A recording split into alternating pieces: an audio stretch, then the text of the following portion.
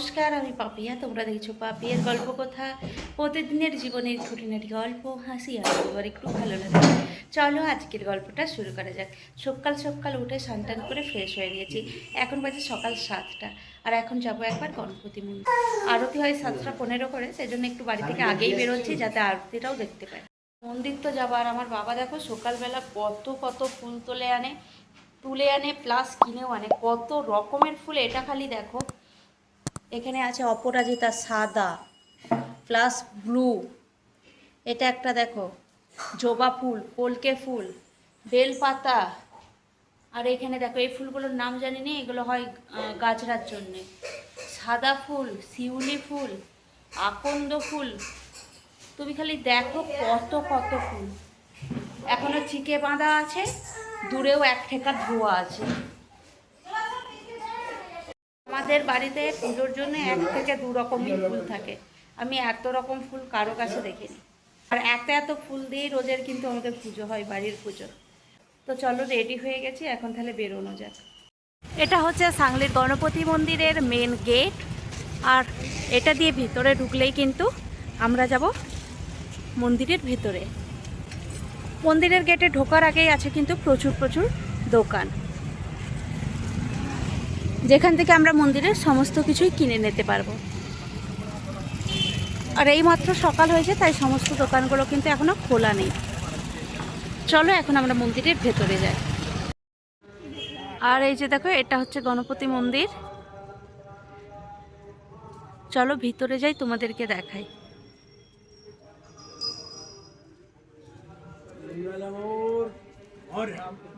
আগে আগে না ভিডিও করে এলাও ছিল না, এখন মোটামুটি করতে পারবো, সেই জন্যই তোমাদেরকে ভিডিওটা নিয়ে এলাম। ভেতরটা এত সুন্দর, আর এইখানে প্রত্যেকটা ওকেশানে এত সুন্দর মন্দিরকে সাজায় না, কি বলবো। রেগুলারও খুব সুন্দরভাবেই সাজানো থাকে। আর এটা হচ্ছে সাংলির গণপতি মন্দির, এটাই হচ্ছে সাংলির রাজা। আর এখানে প্রত্যেকটা ছোট ছোট জিনিসই এত সুন্দর যে তোমাদেরকে কি বলবো।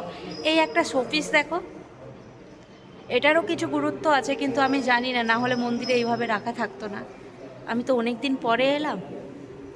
আর এটা হচ্ছে বাইরের গেট। বাইরে দিয়ে যখনই আমরা গেট থেকে বেরাবো, তার পাশেই আছে একটা শিব মন্দির। গিয়ে দেখো গার্ডেনটা, এত সুন্দর গার্ডেন টার্ডেন এখানে সবসময় এত সুন্দর সাজানো থাকে যে কি বলবো তোমাদেরকে।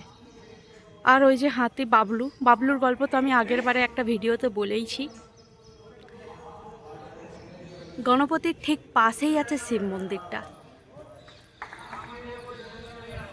আর এটা হচ্ছে গজ সুন্দর, এর গল্প আমি তোমাদেরকে বলেছি।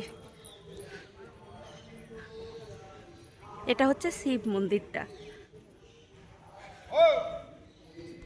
এটা হচ্ছে এখানে শিব মন্দির। আর প্রত্যেকটা মন্দির এত সুন্দর সাজানো থাকে, এত সুন্দর সাজানো গোছানো যে কি বলবো। দেখো তোমরা, এটা শিব মন্দির। শিব মন্দিরের ঠিক পেছনেই আছে সূর্য মন্দির। প্রত্যেকটা মন্দিরের গ্যাপে গ্যাপেই কিন্তু আছে সুন্দর সুন্দর গার্ডেন, ছোট্ট করে একটা সুন্দর গার্ডেন এখানটায়। তারপরেই আছে সূর্য মন্দির। চলো একবার সূর্য মন্দিরে যাই। এটাই হচ্ছে সূর্য মন্দির, এখন পুজো হচ্ছে। আর এই সূর্য মন্দিরের ঠিক পরেই আছে লক্ষ্মী মন্দির। চলো এখন আমরা যাব লক্ষ্মী মন্দিরে। এইটা হচ্ছে লক্ষ্মী মন্দির। এই মন্দিরটা এখন বন্ধ হয়ে গেছে আরতি করে। আর এই লক্ষ্মী মন্দিরের ঠিক সোজাই আছে বিট্টেলা মন্দির। যেও দেখো একটা সুন্দর রকম গার্ডেন। এই মন্দিরটা কিন্তু প্রচুর ভালো মেনটেন্স থাকে, মানে এত ভালো মেনটেন্স না যে কি বলবো, একদম সাজানো গোছানো সব সময়। আর এই যে এখানে নারকেল টারকেল ভাঙা হয় পুজো হয়ে গেলে আর কি, পুজো দেওয়ার যে নারকেল। এটা হচ্ছে পানীয় জলের ব্যবস্থা, তারপরে আছে বসার একটু ব্যবস্থা। এটা হচ্ছে আমাদের রাজার রথ, মানে বুঝতে পারছো, আমাদের গণপতির রথ। যখন গণপতি সাংলি ঘুরে বেড়ায় এই সুন্দর রথে করে, রথটাও কিন্তু খুব সুন্দর। কাঠের জালের জন্য বুঝতে পারছো না, মানে এই গ্রিলটার জন্যে। আর এত সুন্দর গার্ডেন যে কি বলবো। আর এইটা হচ্ছে বিট্ঠলা মন্দির।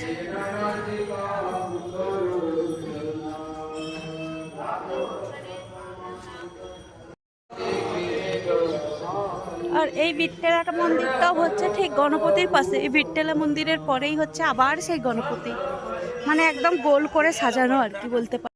এসে বাবার দর্শন আবারও করে এবার আমরা যাব দুর্গা মন্দিরে। এইবার সোজা যাব দুর্গা মন্দিরে। ওই যে লোকগুলো যাচ্ছে দেখছো, ওটাই দুর্গা মন্দিরের রাস্তা। আর বলেছিলাম না এখানে প্রত্যেকটা জায়গায় খুব সাজানো গোছানো। দুর্গা মন্দিরে যাওয়ার আগে দেখো এইটুকুন প্যাসেজটাও খুব সুন্দরভাবে সাজানো।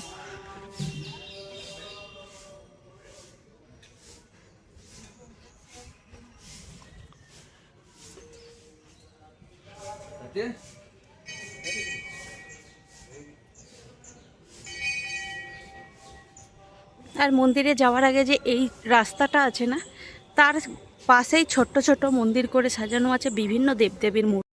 আর এই যে এটা হচ্ছে হনুমানজি, দত্তা, দুর্গা মা, লক্ষ্মী মা, মা সরস্বতী, রাম সীতা, শিব দুর্গা, বিট্ঠলা, রাধা কৃষ্ণ, শ্রীতিপতি বালাজি, শ্রী সাই বাবার মন্দির। সাই বাবার পরেই আছে দুর্গা মন্দির। এই মাত্র সমস্ত মন্দিরের আরতি হয়ে গেছে, তাই জন্য সমস্ত মন্দির এবার আবারও পরিষ্কার করে নিচ্ছে।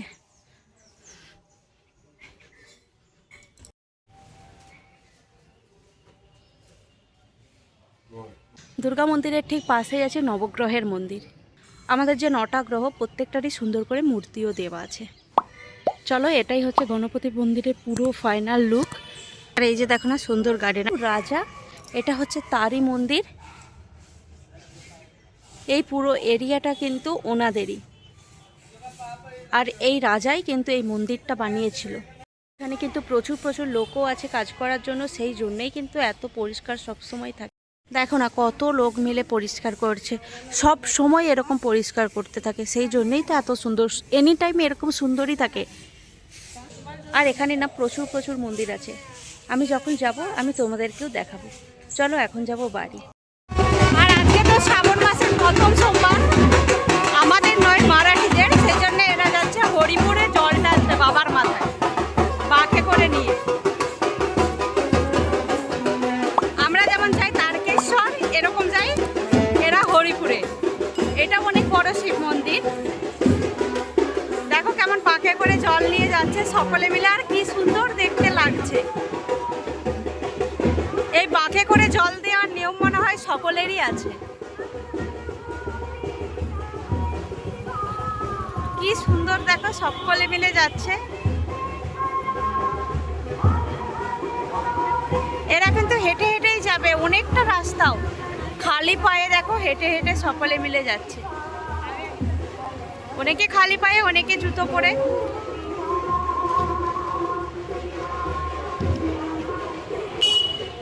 আর রাস্তায় যাব সেই সময় কিন্তু দেখতে পেলাম আর তোমাদের সাথেও শেয়ার করলাম। বাড়িতে চলে এসেছি আর আমার বাবার সিংহাসনটা দেখো এত সুন্দর সাজিয়েছে। আর রোজের বাবা এত সুন্দর করে সাজায়। বাবা এরকম রোজের হারমালাও লাগায় আর খুব সুন্দরও লাগে।